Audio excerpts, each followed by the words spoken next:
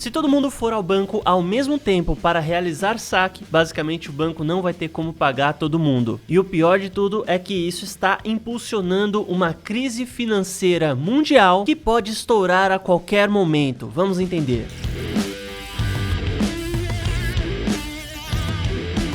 Olá pessoal, aqui é o Marcos Eduardo, sejam bem-vindos ao meu canal. Desde já te convido a se inscrever e ativar o sino das notificações para sempre ficar por dentro do que a gente está publicando aqui. Deixa um like também, porque isso ajuda demais, não vai te custar absolutamente nada. O conteúdo aqui eu te garanto é realmente de qualidade. E te convido também a se cadastrar na Binance, essa que é a maior corretora de criptomoedas do mundo. É o primeiro link que está na descrição e usando o meu link especificamente para realizar o seu cadastro, você terá um total de 15% de desconto em todas as taxas de trade. E o segundo link é referente a um robô de operações que trabalha com a API configurado em várias corretoras de cripto. Você não sabe o que é robô, não sabe o que é corretora de cripto, não sabe o que é operação, enfim, também acesse esse segundo link porque eu explico detalhadamente para você como tudo funciona. Mas agora então vamos entender a verdade a respeito do sistema bancário.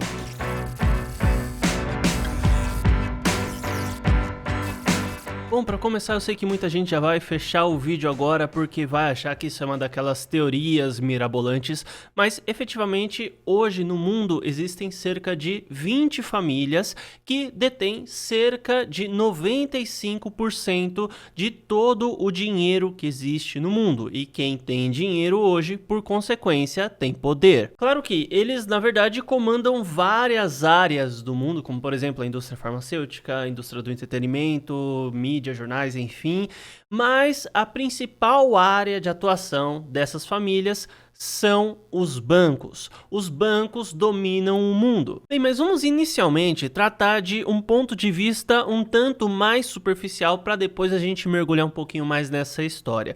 Basicamente, o banco é um lugar em que você vai depositar o seu dinheiro ou você vai usar para movimentar o seu dinheiro, você vai guardar, enfim. E olha só que estranho, você paga para o banco ficar com o seu dinheiro e fazer dinheiro com a sua grana. Daí muita gente vai falar assim, talvez, mas tem o banco tal que trabalha de tal forma, tem o banco XYZ, ou então eu posso ir no banco e solicitar isenção de taxa, mas estamos falando aqui do cidadão mundial padrão. Cidadão mundial padrão, ele paga uma taxa mensal para ter o direito de deixar o dinheiro com o banco e o banco vai fazer dinheiro em cima da grana dele, né? Então a gente está dando dinheiro para o banco se alavancar e ao mesmo tempo estamos pagando para ele fazer isso, né? É um negócio bem doido. Bem, e os bancos e o Estado estão intimamente ligados, tanto é que a sua origem é algo muito parecida. Só para você ter uma ideia, a gente contextualizar tudo, né? Como que era a negociação em tempos passados? Você trocava mercadoria por outra mercadoria, era o escambo.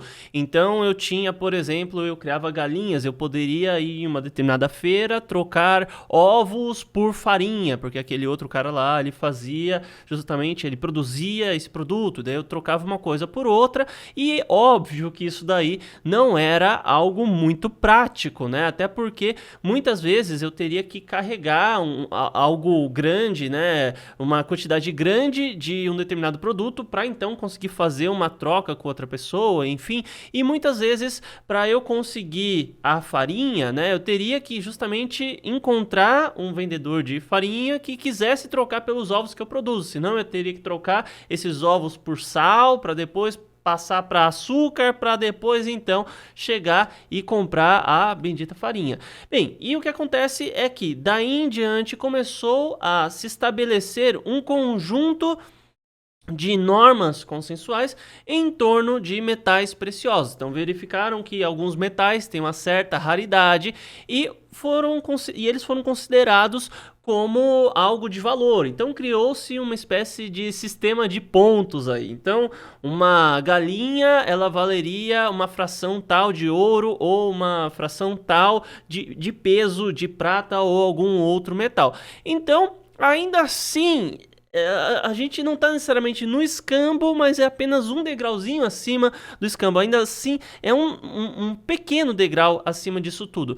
Mas a gente já teve o início da lógica do dinheiro. Então, você trocava esse metal pelo determinado produto. Isso era bem mais simples, prático e rápido. E as pessoas chegaram, então, a trocar metais, enfim, e por aí foi. Só que em determinado momento, começaram a ser criadas as casas de ouro, né? Então, casas de guardar ouro. Então, você ia até essa casa, deixava o ouro guardado lá, porque você confiava que eles não iam sumir no mapa, que eles não iam roubar o seu dinheiro, e eles te dariam uma espécie de certificado. E com esse certificado, você comprovaria que você tem uma quantidade X de ouro, terreno, algum metal ou alguma joia, enfim. Mas necessariamente a gente está falando desse primeiro momento de ouro. Então, se eu quero comprar um terreno, eu vou andar com ouro por aí? Poxa vida, é pesado, é perigoso, alguém pode me roubar, principalmente grandes quantidades, né? Eu teria que pagar um alto valor aí para ter para ter guardas, enfim, alguém que me ajudasse a proteger esse ouro e tudo mais. Agora, se eu tenho papel, eu dobro, ponho no bolso e tá tudo certo. E aos poucos, esse certificado de ouro foi evoluindo até chegar à cédula de moeda fiduciária, dólar, real, euro, enfim. Então, do banco, aliás, dessas casas de guardar o ouro ou os metais preciosos de registro, que era uma espécie de cartório também, você passou a ter o Estado e os bancos. O Estado, ele passou a ser um órgão que obrigou as pessoas a entregarem o seu ouro para ele. Tanto é que até hoje, né, desde séculos atrás, você ter ouro é um tanto burocrático, porque o Estado quer realmente dificultar. E quem compra ouro normalmente é um ouro virtual, né? O cara ele vai comprar papéis de ouro, ele não vai comprar diretamente ouro. Mas o ouro é algo tão importante e que o Estado quis assegurar com tanta firmeza que ele seria o único detentor do ouro, que até mais ou menos 1970, que foi quando Nixon findou o lastro do dólar no ouro, né? Você tinha na nota de dólar e na nota de moeda fiduciária dos países, enfim, por exemplo, algo assim, $1, certificado de $1 do Tesouro Nacional dos Estados Unidos da América, né? E depois daquele tempo, você não pode, depois de Nixon, você não podia mais converter diretamente a sua cédula para o ouro. Você poderia até comprar ouro, um tanto burocrático, mas pode comprar ouro sem problema nenhum, mas efetivamente o seu dinheiro não vale mais ouro. Bem, e todos os países começaram a seguir esse padrão, os Estados Unidos se fortaleceu cada vez mais, claro, agora a gente já está entrando em uma outra fase, um novo ciclo, vamos passar por um grande reset mundial, a gente vai fazer um vídeo só falando a respeito disso, até porque eu gostaria de usar isso como uma motivação para te convidar novamente a se inscrever nesse canal se você não é inscrito, ativar o sino das notificações, deixar um like também para o YouTube saber que você realmente se importa, que gosta desse tipo de conteúdo, gosta de aprender a respeito desse tipo de assunto. Mas o que importa é que muitos acreditam que o Estado manda nos bancos e decide o que os bancos vão fazer. Ah, tem um banco central ou algum órgão regulamentador que fica ali de olho nos bancos. E na verdade não. O que acontece é que o Estado sabe que ele depende dos bancos e os bancos, no fim das contas, é quem acabam mandando no Estado. E o Estado, por consequência, representa o interesse da população? Representa? Não, não é democracia isso que a gente vive. A gente sabe disso. Claro que pouca gente tem coragem de assumir, mas verdadeiramente os políticos, eles não representam o interesse daqueles que o elegeram. Eles representam os interesses daquilo que ele acha que é o melhor ou aquilo que ele acha que ele tem que fazer para se manter lá, enfim. Então os bancos disseram assim para o Estado: olha, eu não tenho dinheiro para pagar todo mundo porque eu emprestei esse dinheiro aí, tá? Eu tô emprestando e fazendo juros, até porque ninguém vai vir aqui até a minha agência e sacar todo o dinheiro, né? Uma pessoa ou outra, mas eu deixo uma reserva mínima para esse tipo de eventualidade. E o Estado falou que não, você não pode fazer isso. Falou assim, não, beleza, é o que você quer? É, então eu vou fazer. Eu venho do mercado financeiro tradicional, embora hoje eu trabalhe com criptos e tudo mais, eu trabalhei um certo tempo e eu trabalhei numa empresa chamada CETIP que se fundiu com a BMF Bovespa, então eles depois viraram a B3. E só para você ter ideia de como funciona isso, os órgãos regulamentadores não foram lá para decidir se eles iam autorizar a fusão dessas empresas, não. Eles foram perguntar para os bancos, mandaram cartas aos bancos perguntando o que eles achavam a respeito disso e, baseado na opinião deles, eles tomariam decisão. Então é como se fosse um patrão. Ah, a gente tem o patrão ali, é o supervisor. Daí você chega no supervisor e você fala, ó, eu quero que seja feito isso. O supervisor não vai chegar e falar assim, olha, não, veja bem, você não vai poder fazer isso dessa forma, tá? Então, se ele não tem essa autoridade de negar aquilo que efetivamente os seus supervisionados querem, isso significa que ele não manda, isso significa que a gente só não percebeu como essa cadeia de comando. E os bancos, eles mandam, então, nos órgãos regulamentadores, eles mandam no Estado e eles mandam na vida das pessoas. É assim que a coisa toda funciona. Eles são detentores do sistema. Sabe quando você fala saia do sistema? Esse sistema que a gente fala saia dele, necessariamente é criado, fundamentado e estruturado ao bel prazer dos bancos. Bem, e lembra aquela história que eu te falei no começo desse vídeo aqui, que se todo mundo for ao banco ao mesmo tempo sacar o dinheiro, o banco não vai ter como pagar todo mundo? Quando eu era criança, eu pensava que era porque o banco guardava o dinheiro dele em outro lugar e por conta disso ele tinha que correr lá e pegar aquele dinheiro para dar para as pessoas, mas não.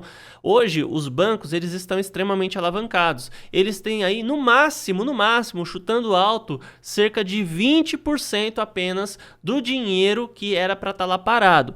Então, o Estado hoje, ele provoca a inflação. Sim, ele provoca. Ele é o maior responsável pela inflação porque ele imprime dinheiro e a partir do momento que você imprime, você gera inflação. Não tem como. Para curto prazo você resolve alguns problemas, mas você cria problemas maiores a médio e longo prazo. Eu até fiz um vídeo só falando a respeito disso.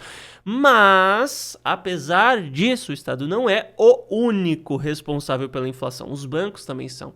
Por quê? Eles estão fazendo juros em cima de um dinheiro que era para ficar parado na conta, era um dinheiro que não era para ser movimentado. Então, tecnicamente, os juros que eles estão ganhando é de um dinheiro que não existe, ou pelo menos não era para existir naquele lugar.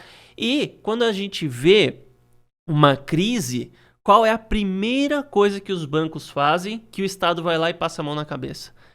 É quando eles começam ou a limitar a quantidade de valores de saques ou necessariamente bloquear os saques dos clientes, tá? Então a gente viu aí, crise na Venezuela. Qual foi a primeira coisa que os bancos começaram a fazer? Limitar saques. Segunda coisa, bloquear. Argentina, limitaram saques. Egito, na época aí do Coringa 18, limitaram os saques a uma determinada quantia por mês para as pessoas. Quando teve o conflito lá, Ucrânia, Rússia, tudo mais, o que aconteceu na Ucrânia? Os bancos bloquearam o dinheiro das pessoas. Mas eles bloquearam o quê? Para proteger a população? Não. Para seguir uma ordem do Estado? Não, coitado do Estado, né? O Estado tem muito poder, mas ainda assim, tecnicamente, os bancos são mais fortes do que o Estado. Mas eles bloquearam o dinheiro para proteger a si mesmos. Não é para proteger o Estado, proteger a população. É porque senão eles quebram. Se todo mundo vier sacar, daí vai chegar uma hora que vai... como diz o Warren Buffett, né?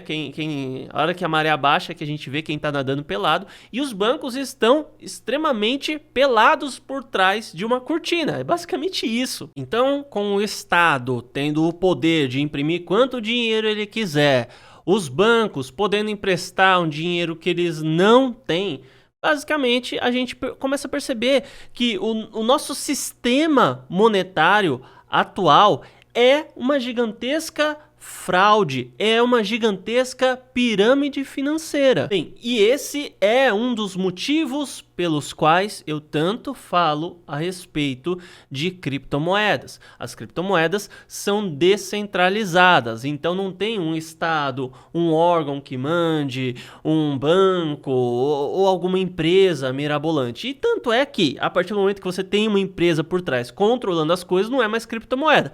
Pode até ser listado em corretor e tudo, mas uma criptomoeda, que é o caso, por exemplo, da XRP, que é uma cripto de uma empresa, né? A Ripple, que é a empresa de pagamento, enfim. Mas e aí, o que você acha a respeito de tudo isso? Coloca aí nos comentários. Te agradeço por assistir o vídeo até o fim, te peço um like, porque isso ajuda demais. Muito obrigado pela sua atenção e até mais.